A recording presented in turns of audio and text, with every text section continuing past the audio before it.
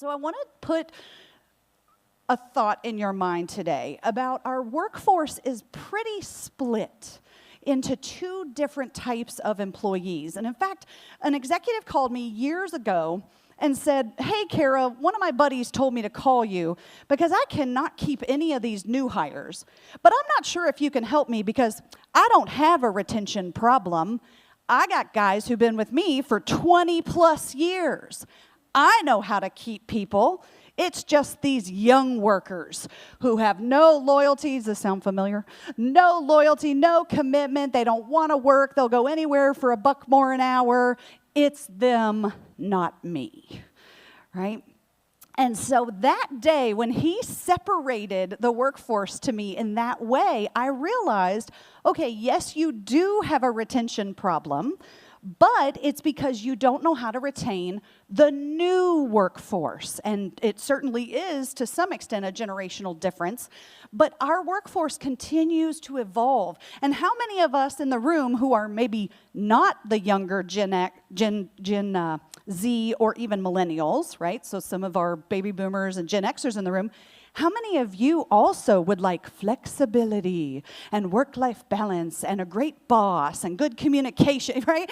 These are things that we've all wanted, but today the new workforce is going to demand those expectations from us as employers. And so I started writing that day, what is the difference and what are these different buckets that we put our workers into today?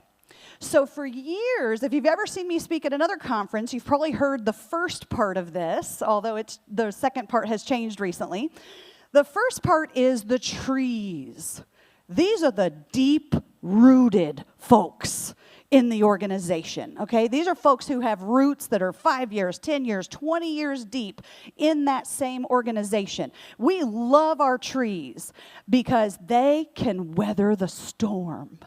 Right? When those strong winds coming in, they do not care. They are planted deep enough. They're going to be just fine. In fact, this group we love because they are so dependable.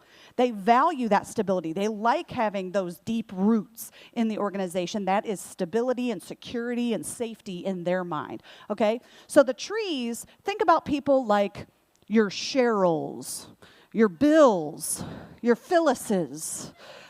Okay, that's our trees. I don't know if any of you are in the room today, but that's who we're usually talking about. Folks who've been here a while. But now we've recently updated what the other bucket is called.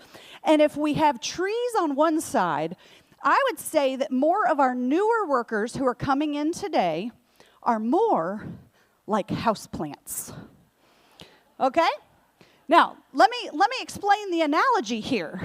Because, you know, some house plants, like a cactus or a succulent, you can leave them for a month and come back, and they'll still be alive.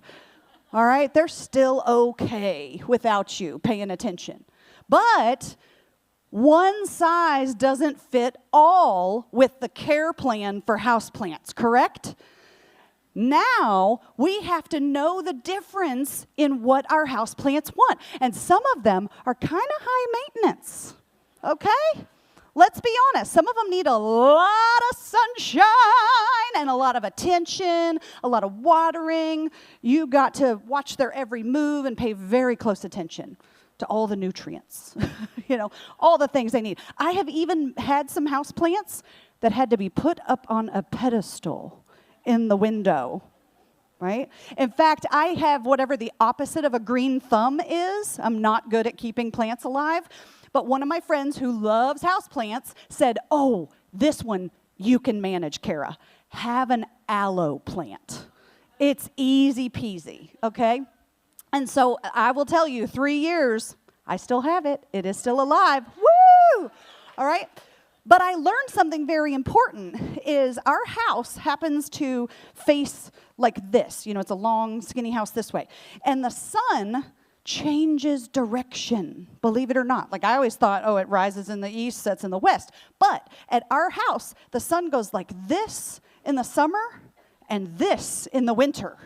And so I quickly learned with my aloe plant, I have to move it every 6 months.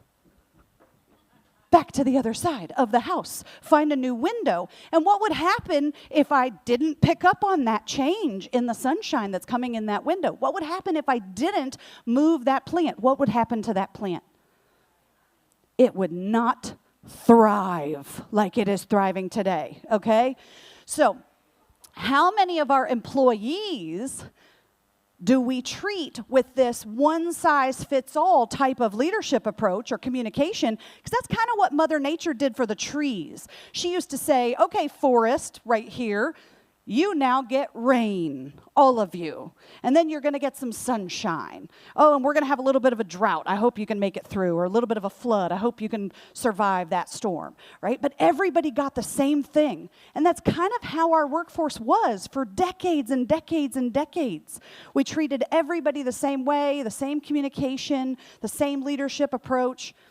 And today, the leaders that are thriving, that are doing amazing work and amazing job at retaining their staff, understand that this one-size leadership no longer fits all. They have to know each individual in their organization, on their team, and then be able to figure out what makes them thrive. And it doesn't mean, some people think, oh, great, so then if we're a bunch of houseplants, we can't keep anybody for long?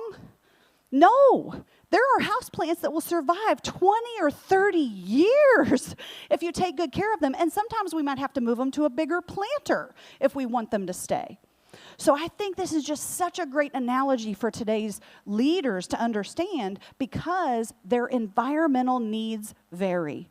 And the workforce today wants to remain mobile. They might stay with you for a long time if you can nurture them in the right way, but they still want to be able to transition and go elsewhere. Is this